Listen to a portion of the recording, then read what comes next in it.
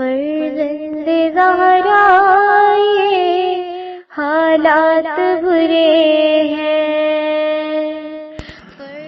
کاشانہ بصیرت ایک ایسا مکمل یوٹیوب چینل جس پر محروم بصارت کے لیے بالخصوص اور تمام افراد کے لیے بالعموم سینکڑوں کی تعداد میں اسلامی کتب دستیاب ہیں۔ لہذا گزارش ہے کہ آپ اپنی ذمہ داری نبھاتے ہوئے کاشانہ بصیرت کو سبسکرائب کرنے کے ساتھ ساتھ بیل آئیکن کو پریس کیجیے تاکہ آپ علم کے حصول کے ساتھ ساتھ مذہب اہل بیت کی اشاعت میں بھی اہم کردار ادا کرتے رہیں۔ کاشانہ بصیرت، کاشانہ بصیرت، کاشانہ بصیرت۔ فرزند زہرا یہ حالات برے ہیں۔ السلام علیکم ورحمۃ اللہ وبرکاتہ۔ سامعین، آپ سماعت فرما رہے ہیں شرح حدیث قصہ، تالیف مولانا سید علی افضل زیدی قمی۔ آج ہم آپ کے سامنے اس کی چھٹی ریکارڈنگ پیش کر رہے ہیں، صفحہ نمبر 99، چوتھی فصل بیان ہو رہی ہے، تشریح و توضیح۔ رسول کی امت کی شفاعت۔ ہم لوگ زیارت عاشورہ میں پڑھتے ہیں، اللہم ارزقنی شفاعت الحسین یوم الورود۔ خدایا مجھے امام حسین علیہ السلام کی شفاعت نصیب فرما قبر میں داخل ہونے کے بعد۔ اور یہ روایت موجود ہے کامل زیارات، صفحہ نمبر 179، مصباح المجتہد، جلد نمبر 2، صفحہ نمبر 776، المزار الکبیر، صفحہ نمبر 484۔ انسان جیسے ہی قبر میں داخل ہوگا تو اس دن سے ہی امام حسین علیہ السلام کی شفاعت اس شخص کے شامل حال ہوگی انشاءاللہ۔ اس لیے کثرت کے ساتھ زیارت عاشورہ کی تلاوت کریں۔ حضرت موسیٰ علیہ السلام کی حدیث سے مناجات میں مذکور ہے کہ حضرت موسیٰ نے خداوند متعال سے عرض کیا، تو نے امت محمد کو تمام امتوں پر فضیلت کس لیے دی ہے؟ اللہ تعالیٰ نے فرمایا 10 فضائل کی وجہ سے۔ حضرت موسیٰ نے عرض کیا، وہ 10 خصلتیں کیا ہیں تاکہ میں بنی اسرائیل کو حکم دوں کہ وہ بھی انجام دیں؟ اللہ تعالیٰ نے فرمایا نماز، زکوٰۃ، روزہ، حج، جہاد، جمعہ، جماعت، قرآن، علم اور عاشورہ۔ حضرت موسیٰ نے عرض کیا، پروردگار یہ عاشورہ کیا ہے؟ فرمایا، اے موسیٰ، فرزند محمد مصطفیٰ صلی اللہ علیہ وآلہ وسلم کی مصیبت پر گریہ و زاری، مرثیہ و عزاداری۔ اس زمانے میں کوئی ایسا شخص نہیں ہوگا جو فرزند مصطفیٰ پر گریہ و ماتم اور غم نہ کرتا ہو اور جنت اس پر واجب نہ ہو، اور کوئی ایسا نہ ہوگا کہ فرزند پیغمبر صلی اللہ علیہ وآلہ وسلم کی محبت میں اپنے مال میں سے کچھ مال طعام پر یا کسی اور کام پر خرچ کرے، مگر یہ کہ خدا دنیا میں اس کے 1 درہم کو 70 درہم میں برکت دے دے، اور اللہ کے فضل و کرم سے بہشت میں داخل ہوگا اور اس کے گناہ بخش دیے جائیں گے۔ مجھے اپنی عزت و جلالت کی قسم، کوئی مرد و زن ایسا نہیں کہ جو روز عاشور یا اس کے علاوہ امام حسین علیہ السلام کی عزاداری پر 1 قطرہ برابر آنسو بہائیں، مگر یہ کہ ان کے لیے 100 شہیدوں کا ثواب لکھا جائے۔ اور یہ روایت موجود ہے مستدرک الوسائل، جلد نمبر 10، صفحہ نمبر 318، مجموع البحرین، جلد نمبر 3، صفحہ نمبر 405 پر۔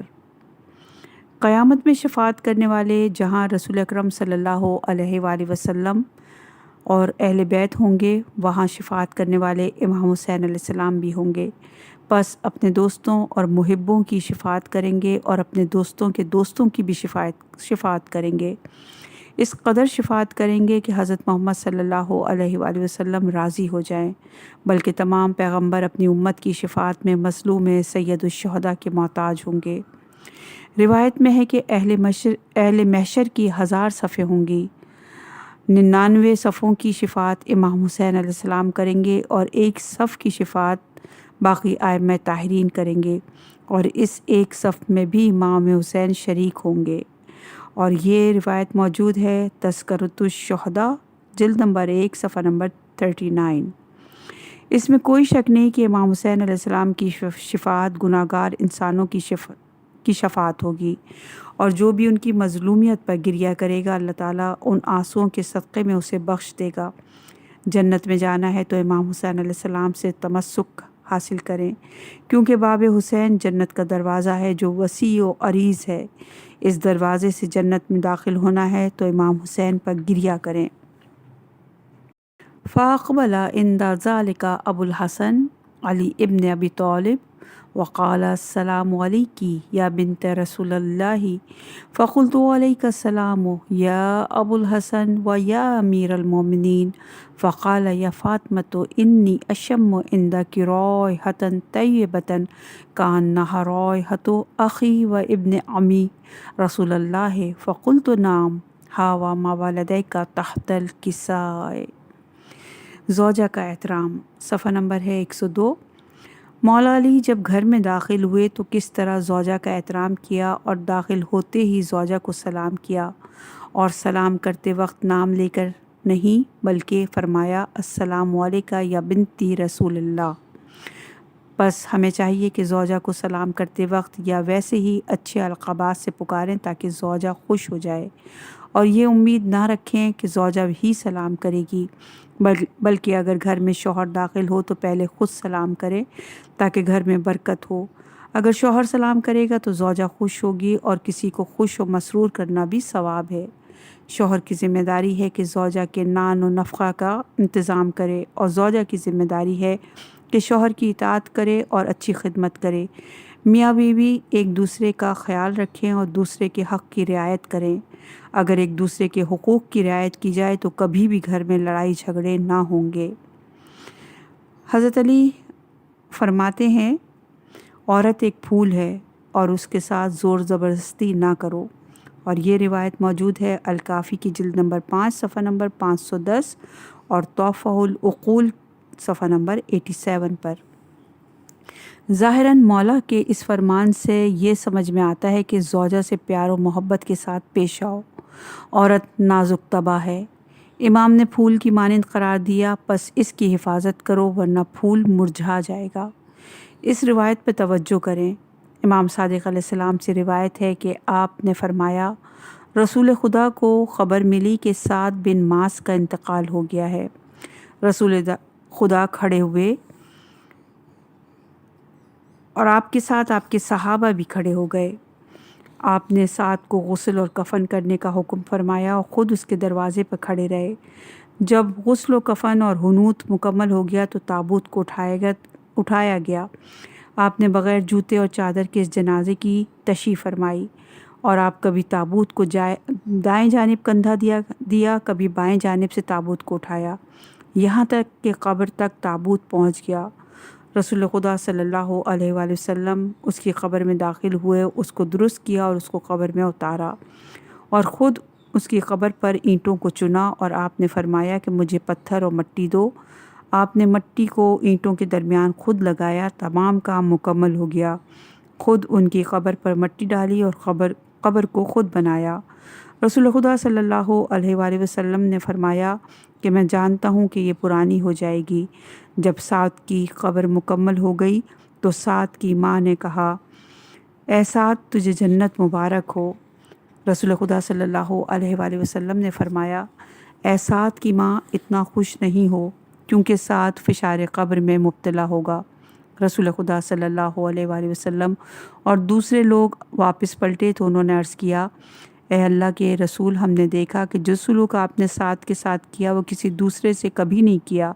آپ نے اس کے جنازے میں بغیر جوتے اور چادر کے تشییع فرمائی۔ آپ نے فرمایا چونکہ فرشتے کے جنازے میں بغیر جوتوں اور چادروں کے تھے کہ تشییع کر رہے تھے تو لہٰذا میں نے بھی ان کی پیروی کی۔ پھر عرض کیا آپ نے اس کے تابوت کو کبھی دائیں جانب اور کبھی بائیں جانب سے اٹھایا۔ آپ نے فرمایا کہ میرا ہاتھ جبرائیل کے ہاتھ میں تھا، جہاں سے وہ اٹھاتا تھا وہاں سے میں بھی اٹھاتا تھا۔ پھر انہوں نے عرض کی کہ آپ نے ان کو غسل و کفن کا حکم دیا اور خود اس کی نماز ادا کی، پھر خود ان کو قبر میں اتارا۔ پھر بھی آپ نے فرمایا کہ سعد پر فشار قبر ہوگا۔ فقال نعم انہ کان فی خلقہ ما اہلہ سون۔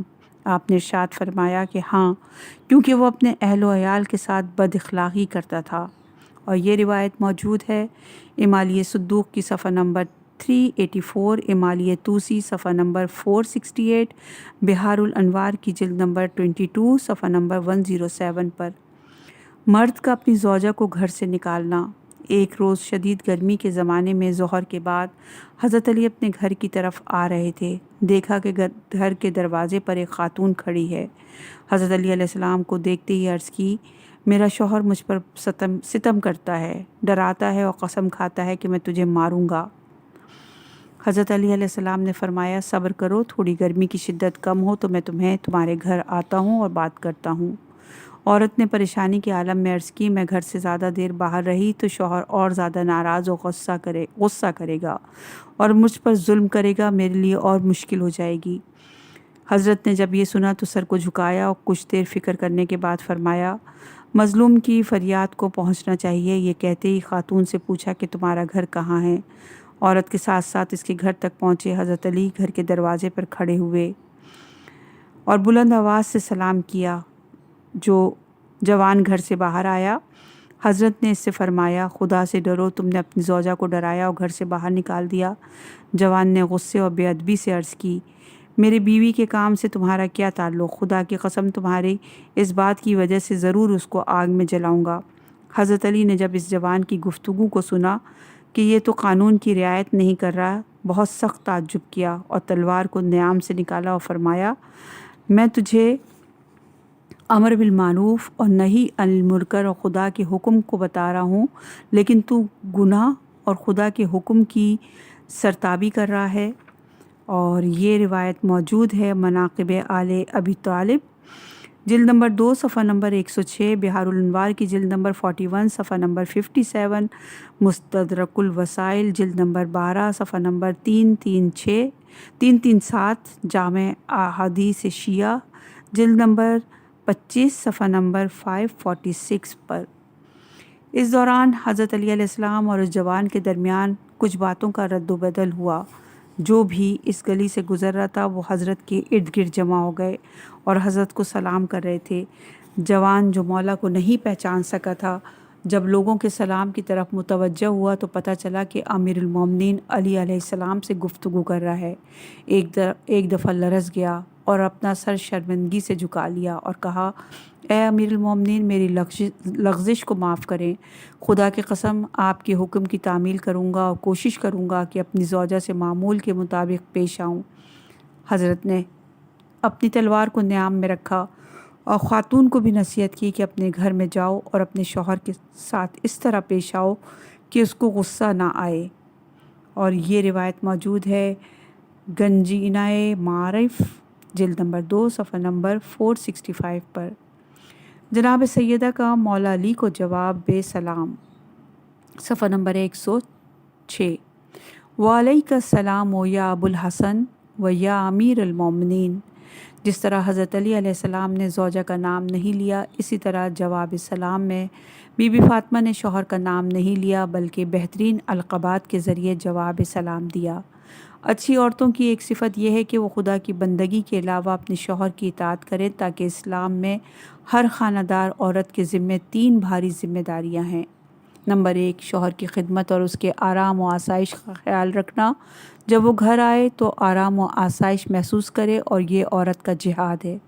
نمبر 2، حمل کے زمانے سے لے کر بچوں کے بالغ ہونے تک ان کی خدمت اور تربیت کرنا، یہ بھی خدا کی رضا اور راہ میں بہترین عبادت ہے۔ نمبر 3، خدا کی اطاعت و عبادت و خانہ داری کے بارے میں بہت سی احادیث موجود ہیں، من جملہ کہ عورت کا جہاد شوہر کے ساتھ اچھا سلوک اور برتاؤ ہے۔ اور یہ روایت موجود ہے فضائل زہرا و مناقب انسیہ اور حورا صفحہ نمبر 167 پر۔ فقط علی امیر المومنین ہیں، اور صفحہ نمبر ہے 107۔ ابن عباس بیان کرتے ہیں کہ ہم نبی اکرم صلی اللہ علیہ وآلہ وسلم کے پاس بیٹھے ہوئے تھے کہ اتنے میں علی آئے اور انہوں نے السلام علیکم کہہ کر حضرت صلی اللہ علیہ وآلہ وسلم پر سلام کیا۔ اس کے جواب میں رسول اکرم صلی اللہ علیہ وآلہ وسلم نے فرمایا، وعلیک السلام یا امیر المومنین ورحمۃ اللہ وبرکاتہ۔ حضرت علی نے فرمایا یا رسول اللہ، آپ اپنی زندگی میں مجھے امیر المومنین کہہ کر پکارتے ہیں؟ حضرت نے فرمایا جی ہاں، میں اپنی زندگی میں ہی کہوں گا۔ کل جب آپ ہمارے پاس سے گزرے تو اسی وقت میں اور جبرائیل محو گفتگو تھے، مگر آپ نے ہمیں سلام نہیں کیا تھا۔ جبرائیل نے مجھ سے کہا کیا بات ہے، امیر المومنین ہمارے پاس سے گزرے مگر انہوں نے ہمیں سلام نہیں کیا۔ خدا کی قسم اگر وہ ہمیں سلام کرتے تو ہمیں بہت خوشی ہوتی اور ہم انہیں جواب سلام دیتے۔ حضرت علی نے فرمایا یا رسول اللہ، بات یہ ہے کہ کل میں نے آپ کو وحی قلبی کے ساتھ بیٹھ کر باتیں کرتے ہوئے پایا تھا، لہٰذا مناسب نہیں سمجھا کہ میں سلام کر کے آپ دونوں کی گفتگو کو قطع کروں۔ حضرت نے فرمایا وہ دحیہ قلبی نہیں بلکہ جبرائیل تھے۔ میں نے جبرائیل سے کہا کہ تم نے اس کا نام امیر المومنین کیوں رکھا؟ جبرائیل نے کہا جنگ بدر کے موقع پر اللہ نے مجھے حکم دیا کہ تم محمد صلی اللہ علیہ وآلہ وسلم پر وحی لے کر نازل ہو اور ان سے کہو کہ وہ امیر المومنین کو حکم دیں کہ وہ دونوں صفوں کے درمیان اٹھ کر چلیں، کیونکہ ملائکہ انہیں دونوں صفوں میں چلتے ہوئے دیکھنا پسند کرتے ہیں۔ پس علی کا نام امیر المومنین میں نے نہیں بلکہ اللہ نے رکھا ہے۔ اے علی، تم آسمان والوں کے لیے بھی امیر اور زمین والوں کے لیے بھی امیر ہو، اور جو لوگ اس جہاں سے چلے گئے اور جو لوگ باقی ہیں ان کے بھی تم امیر ہو۔ نہ تم سے پہلے کوئی امیر گزرا ہے اور نہ تمہارے بعد کوئی امیر ہوگا، کیونکہ جن لوگوں کا اللہ نے یہ نام نہیں رکھا ان کے لیے یہ نام رکھنا حرام ہے۔ اور یہ روایت ہے مایۃ المنقبہ صفحہ نمبر 51، مدینۃ المجاز جلد نمبر 1 صفحہ نمبر 65، تفسیر الکنز الدقائق جلد نمبر 5 صفحہ نمبر 245 پر۔ دوسری روایت، ایک شخص امام جعفر صادق علیہ السلام کی خدمت میں حاضر ہوا اور اس نے کہا السلام علیکہ یا امیر المومنین۔ جیسے ہی شخص نے آپ کو امیر المومنین کہا تو آپ اچانک کھڑے ہو گئے، ان سے فرمایا رک جاؤ، یہ نام حضرت علی کے علاوہ کسی کے لیے بھی درست نہیں ہے۔ اللہ نے یہ نام صرف انہی کو عطا کیا ہے، اس کے علاوہ کسی دوسرے کا یہ نام نہیں رکھا، اور حضرت کے علاوہ جو بھی اپنے لیے یہ نام پسند کرے گا وہ لواطت شدہ ہوگا، اور اگر وہ پہلے سے لواطت شدہ نہ بھی ہو تو اس نام کو رکھنے کے بعد ضرور ہو جائے گا۔ اور اللہ تعالیٰ نے اس آیت میں اس طرح اشارہ کیا سورہ نساء کی آیت نمبر 117 میں، وہ اس کو چھوڑ کر عورتوں کو پکار رہے ہیں اور وہ سرکش شیطان کو ہی پکار رہے ہیں۔ راوی نے کہا مولا یہ بتائیے کہ آپ کے قائم علیہ السلام کو کس نام سے پکارا جائے گا؟ آپ نے فرمایا ان الفاظ سے سلام کیا جائے گا، السلام علیکہ یا بقیۃ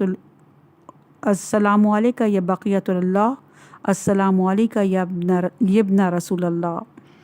اور یہ روایت ہے بحار الانوار کی جلد نمبر 37 صفحہ نمبر 331، تفسیر العیاشی جلد نمبر 1 صفحہ نمبر 267، البرہان جلد نمبر 2 صفحہ نمبر 174، حیلۃ الابرار جلد نمبر 6 صفحہ نمبر 345، مدینۃ المجاز جلد نمبر 1 صفحہ نمبر 72، تفسیر نور الثقلین جلد نمبر 1 صفحہ نمبر 551۔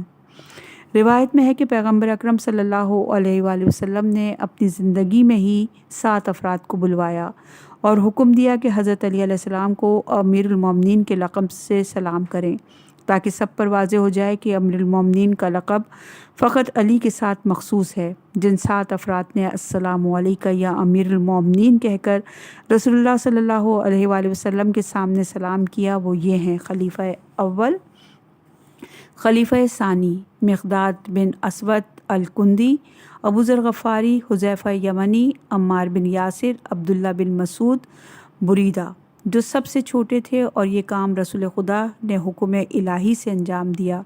جو حضرات تفصیل سے روایت پڑھنا چاہتے ہیں وہ ان کتب سے رجوع کریں: بحار الانوار کی جلد نمبر 37 صفحہ نمبر 335، مدینۃ المجاز جلد نمبر 1 صفحہ نمبر 38، امالی مفید صفحہ نمبر 19، الیقین باقتیاس مولانا علی علیہ السلام صفحہ نمبر 228۔ صفحہ نمبر ہے 110، علی امیر المومنین کہاں کہاں لکھا ہوا ہے؟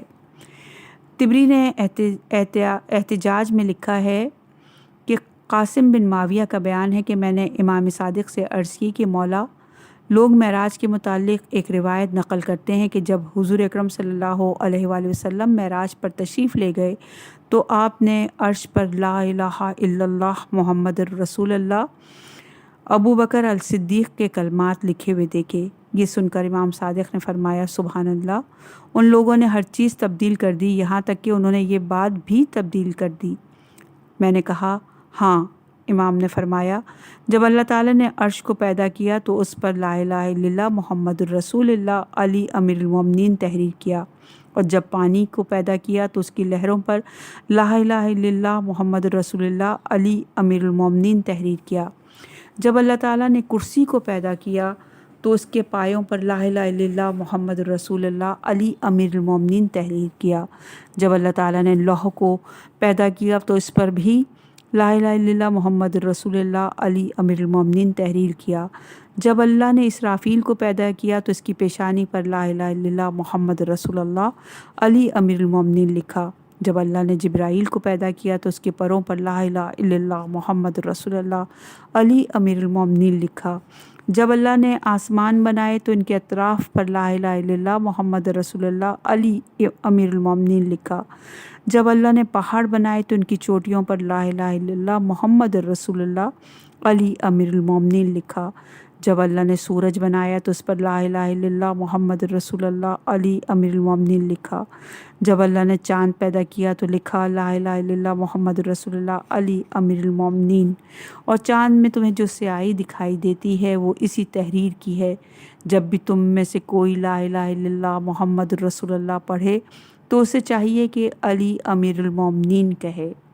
اور یہ روایت موجود ہے احتجاج جلد 1 صفحہ نمبر 158، مدینۃ المجائز جلد نمبر 2 صفحہ نمبر 386، بہار الانوار جلد نمبر 27 صفحہ نمبر 1 اور جلد نمبر 28 صفحہ نمبر 1111، منہاج البریہ جلد نمبر 1 صفحہ نمبر 412، اخی و ابن عمی صفحہ نمبر ہے 112۔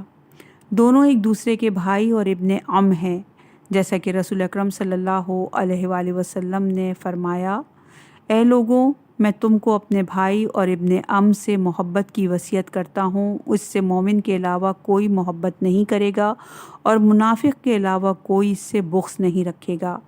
اور یہ روایت موجود ہے الطرائف صفحہ نمبر 181، المسترشد فی الامات علی ابن ابی طالب صفحہ نمبر 457، عمدۃ العیون صحیح الاخبار صفحہ نمبر 282۔ حدیث قصہ کا الفاظ بیان کر رہے ہیں۔ فقال علی نحو القصاء وقال السلام علیک یا رسول اللہ اتاذن لی ان اکون معکم تحت القصاء قال له وعلیک السلام یا اخی و یا وسی و خلیفتی و صاحب اللواء قد اذنت لک فدخل علی تحت القصاء۔ حضرت علی علیہ السلام چادر تطہیر کے پاس آئے اور سلام کیا اور چادر میں آنے کی اجازت مانگی تو رسول خدا نے جواب سلام میں اخی، وسی، خلیفتی و صاحب لوائی جیسے، یعنی میرے بھائی، میرے وسی، میرے خلیفہ اور میرے پرچم دار، تمہیں اجازت ہے۔ بس حضرت علی علیہ السلام چادر میں داخل ہو گئے۔ ان 4 القاب کے ذریعے رسول خدا نے حضرت علی علیہ السلام کو اندر آنے کی اجازت دی اور قیامت تک کے لیے فیصلہ کر دیا کہ میرا بھائی، وسی، خلیفہ اور پرچم دار اگر کوئی ہے تو وہ علی ہے۔ حضرت علی علیہ السلام نے رسول خدا سے فرمایا وَأَنْتَ أَخِي فِي الدُّنْيَا وَالْآخِرَةِ۔ اور یہ روایت موجود ہے تفسیر قمی جلد نمبر 2 صفحہ نمبر 109، تفسیر فرات کوفی صفحہ نمبر 341، المسترشد صفحہ نمبر 290، الخصال جلد نمبر 2 صفحہ نمبر 429 پر۔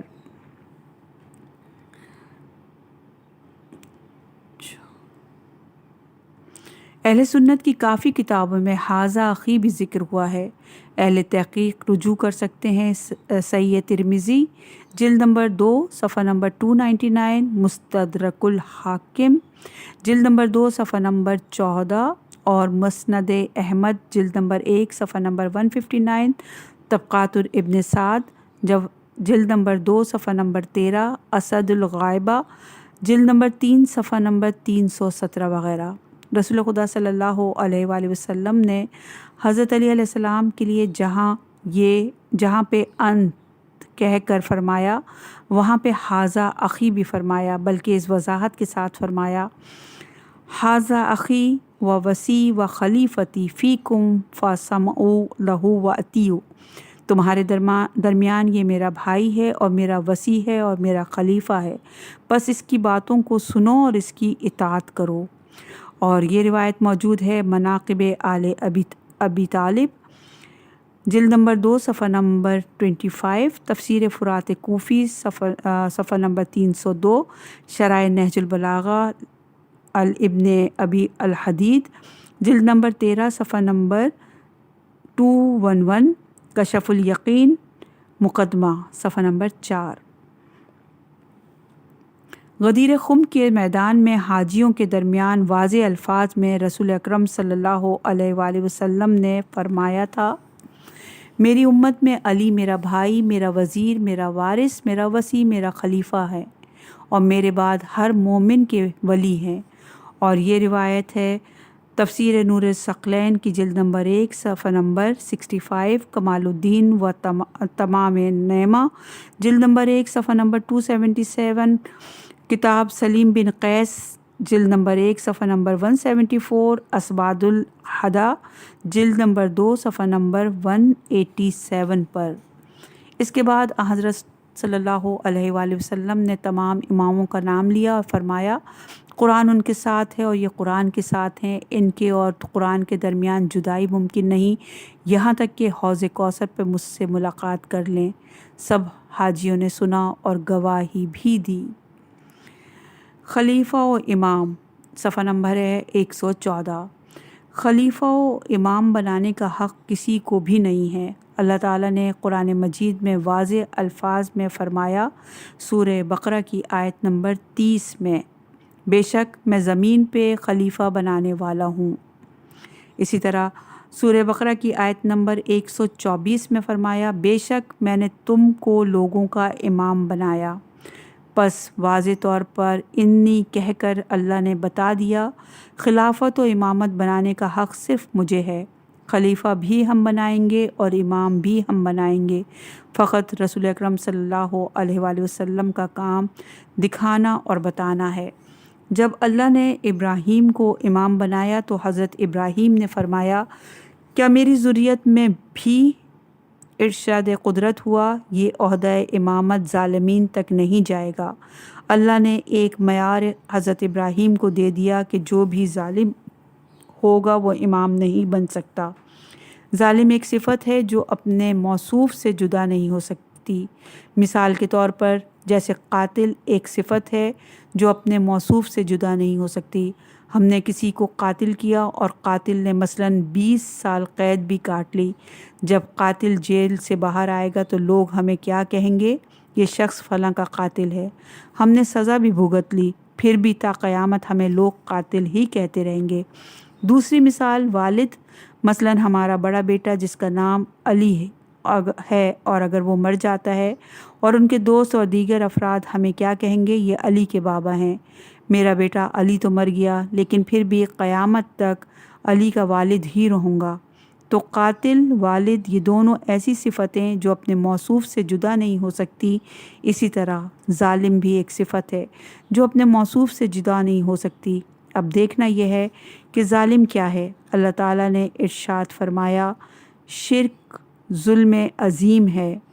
پس اب ہم نے یہ دیکھنا ہے کہ جس نے کبھی بھی شرک کیا وہ ظالم ہوگا، اور جو ظالم ہوگا وہ امام نہیں بن سکتا۔ پس بتوں کو پوجنے والا کبھی بھی امام نہیں بن سکتا، بلکہ بتوں کو توڑنے والا امام بن سکتا ہے۔ حضرت ابراہیم نے بت توڑے، امام بنے۔ حضرت علی نے بھی بت توڑے، امام بنے۔